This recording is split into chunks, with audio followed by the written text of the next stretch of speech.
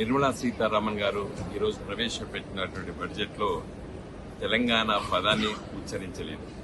ఆంధ్రప్రదేశ్ రాష్ట్ర విభజన చట్టంలో పొందపరిచే విధంగా పనిచేస్తానని చెప్తూ, కేటాయింపులు చేస్తానని చెప్తూ కేవలము మరి ఆంధ్రప్రదేశ్ రాష్ట్రానికి ముఖ్యంగా అమరావతి నగర నిర్మాణానికి 15,000 కోట్లు ప్రతి సంవత్సరము, అదేవిధంగా మరి శ్రీకాకుళం నుండి చెన్నై వరకు కారిడార్, ఇండస్ట్రియల్ కారిడార్ గురించి వెళ్ళి ప్రస్తావించడం జరిగింది.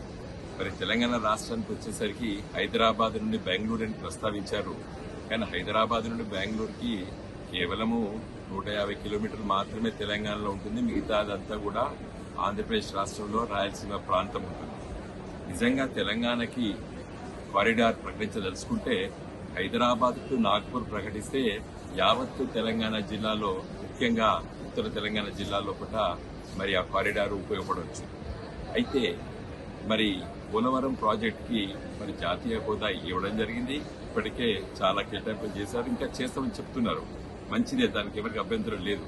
కానీ తెలంగాణ రాష్ట్రానికి గోదావరి నది పైన, కృష్ణానది పైన జాతీయ ప్రాజెక్టు గురించి వెళ్ళి చాలా రోజుల నుంచి వెళ్ళి మరి డిమాండ్ చేస్తున్నప్పుడు కూడా మరి నిర్మలా సీతారామన్ గారు ప్రస్తావించకపోవడం చాలా దురదృష్టము. ఈ బడ్జెట్ కేవలము చంద్రబాబు నాయుడు గారు, అదేవిధంగా నితీష్ కుమార్ గారి ఈ రెండు రాష్ట్రాలకి పెద్ద ఎత్తున కేటాయింపులు చేసిన విషయాన్ని చాలా స్పష్టంగా అవపడుతున్నది.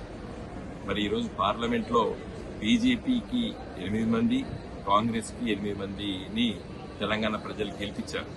మరి ఈ 16 మంది పార్లమెంట్ సభ్యులు, బీజేపీ 8 మంది, కాంగ్రెస్ కు సంబంధించిన 8 మంది మరి ఈ బడ్జెట్ చర్చల్లో పాల్గొని తెలంగాణకు రావాల్సినటువంటి మరి ఆంధ్రప్రదేశ్ రాష్ట్ర విభజన చట్టంలో ఉన్నటువంటి గాజీపేటలో కోచ్ ఫ్యాక్టరీ, అదేవిధంగా బయ్యారం ఉప్పు కర్మాగారము, Indian institute of management, Navodaya విద్యాలయాలు, జాతీయ ప్రాజెక్టులు, రైల్వే లైన్ల గురించి పట్టుబట్టి ఈ బడ్జెట్ ముగింపు లోపల వాటన్నిటిని కూడా సాధించుకోవాలని చెప్పి కూడా నేను 16 మంది పార్లమెంట్ సభ్యులు, ముఖ్యంగా బీజేపీ 8, కాంగ్రెస్ 8 సంబంధించిన వాళ్ళని నేను కోరుతున్నాను.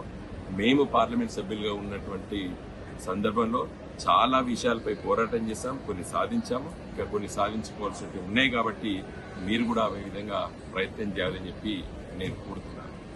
జై తెలంగాణ.